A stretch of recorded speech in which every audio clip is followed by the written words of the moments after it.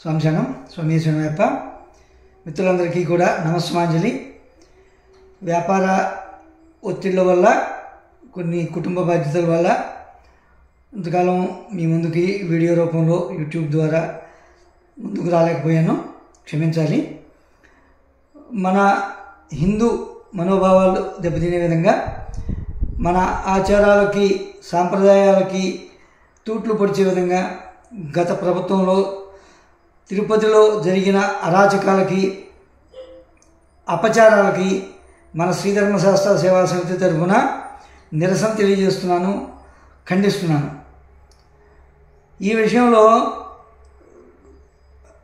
CBI కాకుండా high court, supreme court sitting జడ్జిలతో ఒక committee వేసి వీలైనంత త్వరలో విచారణ జరిపి దోషులను కఠినంగా శిక్షించాలని చెప్పి కేంద్ర రాష్ట్ర ప్రభుత్వాన్ని మన శ్రీధర్మశాస్త్ర సేవా సమితి తరఫున విన్నవించుకుంటున్నాను. ఇంకా విషయానికి వస్తే, మన దీక్షాకాలం సమీపిస్తోంది. ఈ సమీపించే క్రమంలో కొన్ని సూచనలు మీకు చేయాలని చెప్పి ఈ వీడియో చేస్తున్నాను.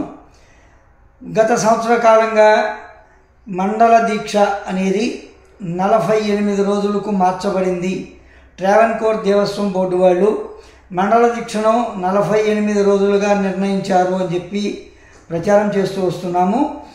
గత సంవత్సరం అన్నప్రసాద కార్యక్రమంలో కూడా చాలాసార్లు చెప్పడం జరిగింది. కాబట్టి ఈసారి దీక్ష తీసుకునే స్వాములు అందరూ కూడా 48 రోజులు దీక్ష ముగించుకొని 49వ రోజు మాత్రమే ఇరుముడి కట్టుకోండి.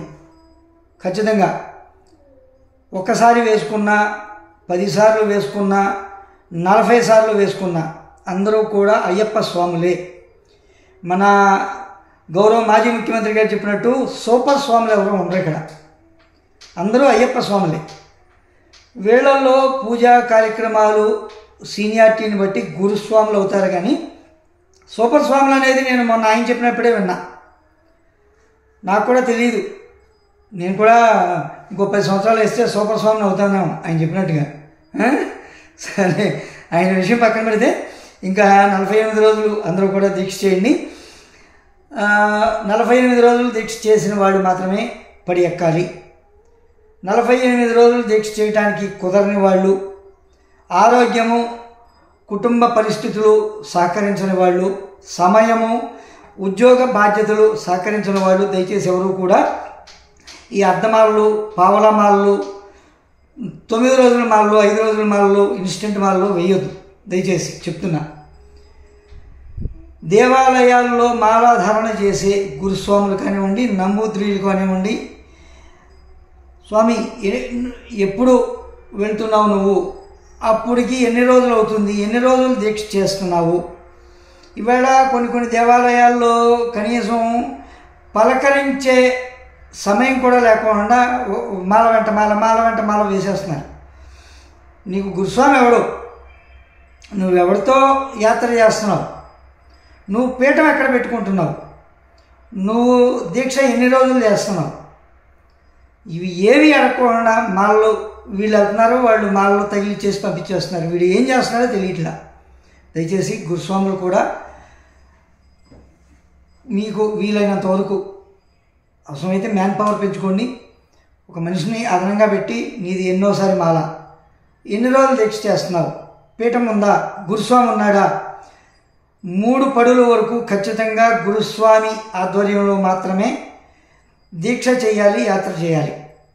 అంతేగాని ఏదో గుడికి వెళ్ళిపోయి మాల వేసుకొస్తే దాని ఫలితం రాదు. గురువు లేని చదువు వ్యర్థం, గురువు లేని దీక్ష శూన్యం, దీక్షా ఫలితం శూన్యం. కాబట్టి మీకు ఎవరో ఒకళ్ళు కనీసం 6 సార్లు ఇరుముడి కట్టుకొని యాత్ర చేసి వచ్చిన సీనియర్ స్వామిని మీరు సెలెక్ట్ చేసుకొని వాళ్ళ ఆధ్వర్యంలో మాత్రమే మీరు దీక్ష యాత్ర చేయండి. అలాగే వస్త్రధారణలో ప్రతి వాళ్ళకి కూడా ఒక నియమం ఉంది. అయ్యప్ప దీక్ష చేస్తే నల్ల వస్త్రం మాత్రమే కట్టాలి. అమ్మవారి దీక్ష చేస్తే ఎర్ర వస్త్రం మాత్రమే కట్టాలి, శివయ్య స్వామి దీక్ష చేస్తే ధవళ వస్త్రం మాత్రమే కట్టాలి, అంటే గంధం రంగు.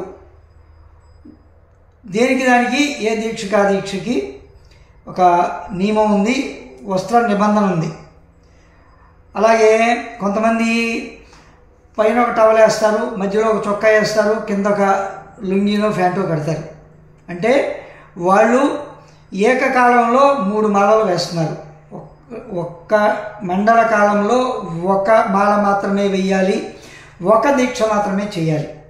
ఖచ్చితంగా గుర్తుపెట్టుకొని 2 మాలలు 2 దీక్షలు చేస్తే, ఉదాహరణకు స్వామివారి దీక్షలో నల్ల వస్త్రం మాత్రమే కట్టాలి, వేరే వస్త్రం వేస్తే ఆ దీక్ష పరిపూర్ణం కాదు, సంపూర్ణంగా చేసినట్టు కాదు. అమ్మవారి దీక్షలో ఎర్ర వస్త్రం మాత్రమే కట్టాలి, నల్ల వస్త్రం అనేది ఖచ్చితంగా ఒంటి మీద పెట్టకూడదు. చెప్పే గురుభవానీలు లేరు, చెప్పే స్వాములు లేరు. ఈ స్వాములే వ్యాపార దృక్పథంతో మేము అన్నిసార్లు వెళ్ళొచ్చాము, ఇన్నిసార్లు మాల వేసామని చెప్పి అమ్మవారి మాల వేస్తున్నారు, స్వామివారి మాల వేస్తున్నారు, ఇంకా కొందరైతే శివయ్య మాల కూడా వేస్తున్నారు. 3 మాలలు కలిపి వేస్తున్నారు. మీరు అది ఎంతవరకు సమంజసము, ఎంతవరకు శాస్త్ర ధర్మ సమ్మతం అని చెప్పి ఒకసారి ఆలోచించుకోండి. ఒక దీక్షాకాలంలో ఒక మాల వేయండి, ఒక దీక్ష చేయండి. మీరు 2 మాలలు వేయాలి అనుకుంటే ఒక మండల కాలం 48 రోజులు దీక్ష చేసి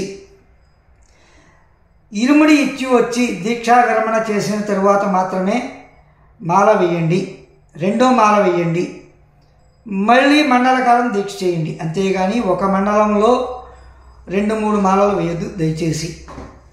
అలాగే ఈ చద్ది భిక్ష చేసేటప్పుడు మీరు మాల వేసుకునేటప్పుడే ముందల మీ మాలికాపుర స్వాములు కానివ్వండి, మీ తల్లులు కానివ్వండి, పెళ్లి కాని వాళ్ళు అయితే తల్లులు కానివ్వండి, అనుమతి ఖచ్చితంగా తీసుకోవాలి.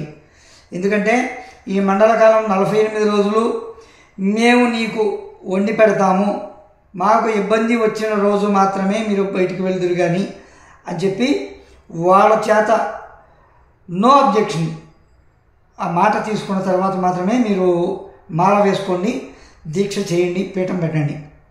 అంతేగాని మొన్న ఒక చోట నేను టిఫిన్ చేద్దామని చెప్పి ఒక టిఫిన్ సెంటర్కి వెళ్ళాను.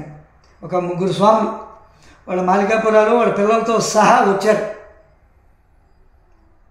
నేను వాళ్ళు ఏం చేస్తారో అని చెప్పి పక్కనే గమనిస్తూ కూర్చున్నాను. వాళ్ళు చెప్పారు, వీళ్ళు ఇచ్చారు, తీసుకున్నారు, తింటున్నారు. కనీసం చొక్కా విప్పటం లేదు, కనీసం స్వామివారికి కనీసం మనసులో నమస్కారం చేసుకోవటం లేదు. కనీసం వాళ్ళు ఇచ్చిన ప్లేట్లో విస్తరాకు కానీ ఏదైనా ప్లాస్టిక్ పేపర్ కానీ ఏమీ వేయలే, అప్పటిని తినేస్తున్నారు.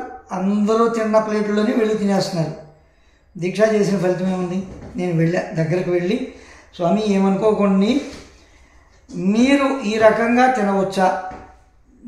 మన ఆచారం సాంప్రదాయాలు ఉన్నాయి కదా, మనకి కొన్ని నియమాలు నిబంధనలు ఉన్నాయి కదా అని చెప్పంటే ఆయన మన 1 టౌన్ శివాలయంలో ఉండే మురళీ నంబూద్రి గారి పేరు చెప్పి ఆయన చేయొచ్చు అన్నారు స్వామి, అందుకని చెప్పి మేము ఇలా చేస్తున్నాము అని చెప్పారు.